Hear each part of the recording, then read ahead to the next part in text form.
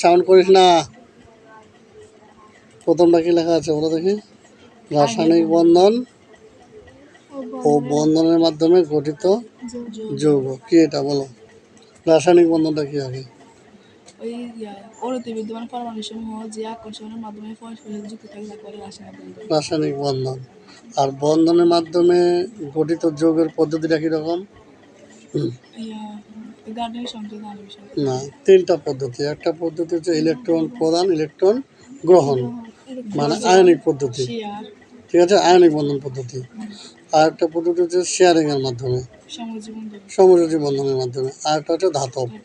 তাহলে এই হলো বন্ধনের মানে মাধ্যমে গঠিত যৌগের যে প্রকারভেদগুলো। এরপরে যদি আমরা এখানে আসি, এটা কি লেখা? আয়নিক বন্ধন। আয়নিক বন্ধন কাকে বলে? যে বন্ধনের মাধ্যমে অধাতু এবং ধাতুগুলো তাদের সর্বশক্তিশালী ইলেকট্রন গ্রহণ বা বর্জনের মাধ্যমে যে বন্ধন তৈরি করে তাকে বলে আয়নিক বন্ধন। তুমি এটা একটু ক্লিয়ার ভাবে বলে দেখি।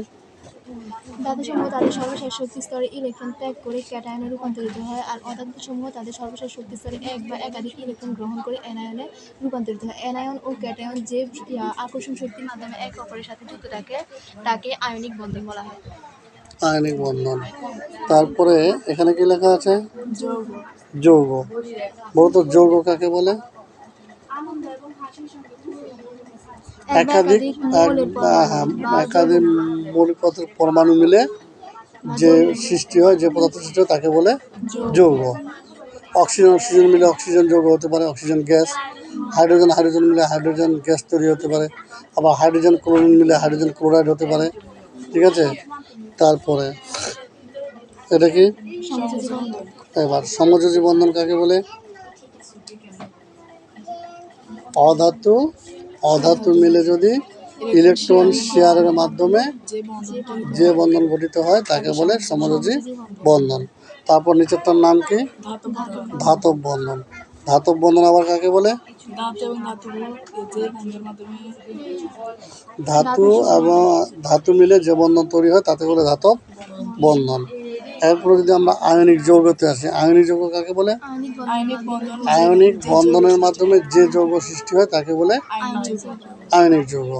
এবার সমযোজী যৌগ কাকে বলে? সমযোজী যৌগ। এরপরে যদি আমরা এখানে আসি, এখানে কি লেখা আছে দেখো তো? ধাতু ও অধাতুর মধ্যে গঠিত হয় আয়নিক বন্ধন। হ্যাঁ, সংজ্ঞা দেওয়া আছে তাই না? দেওয়া আছে এখানে না?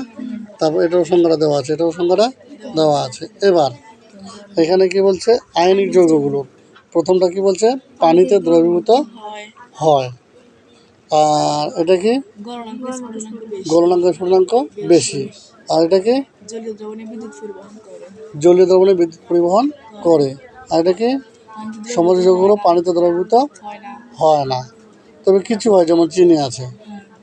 তারপর আয়নিক যৌগ আবার পানিতে দ্রবীভূত হয় না, অনেকগুলো আছে, হয়ও। তারপর গলনাঙ্ক স্ফুটনাঙ্ক কম। তারপরে জলীয় দ্রবণে বিদ্যুৎ পরিবহন করে না। এখন আমাদেরকে যে জিনিসগুলো খেয়াল করতে হবে, এই যে আমরা সৃজনশীলে যখন চলে যাব, এখানে কিন্তু যৌগগুলোর নাম দিবে। একটা খাতা দাও দেখে মানে হয় বিক্রিয়া দিতে পারে, বিক্রিয়া বিক্রিয়া দিয়ে মনে করো A+B দিতে পারে। ঠিক আছে না? বলতে পারে যে এ যৌগটি কোন ধরনের যৌগ। এখানে কিন্তু কনফিউশন হয়ে গেল। অ্যাসিডীয়, ক্ষারীয়, লবণ, আয়নিক, সমযোজী নাকি ধাতব? ধাতব না, সমযোজী কোন ধরনের যৌগ।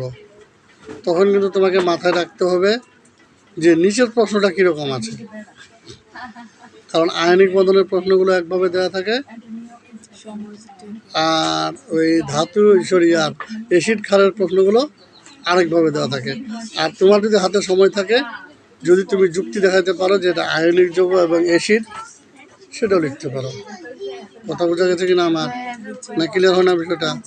বুঝছো? আবার এম ডাইরেক্ট এভাবে দিতে পারে। ঠিক আছে, বলতে পারে যে এটি কোন ধরনের বন্ধন গঠন করে। আবার এভাবে দিতে পারে, এভাবে দিতে পারে যে এই বি যৌগটি, ঠিক আছে, সমযোজী এবং আয়নিক উভয় যৌগ গঠন করলেও এই যৌগটি শুধু আইনিক আয়নিক গঠন করে ব্যাখ্যা করো। তাহলে এরকম প্রশ্ন হতে পারে না? জি। তাহলে এই প্রশ্নগুলোর জন্য আমাদের কিন্তু মেইন হচ্ছে এই জিনিসগুলো। যদি এই জিনিসগুলো আমরা ভালো করে জানতে পারি, বুঝতে পারি, তাহলে পরে বাকিগুলো পারবো।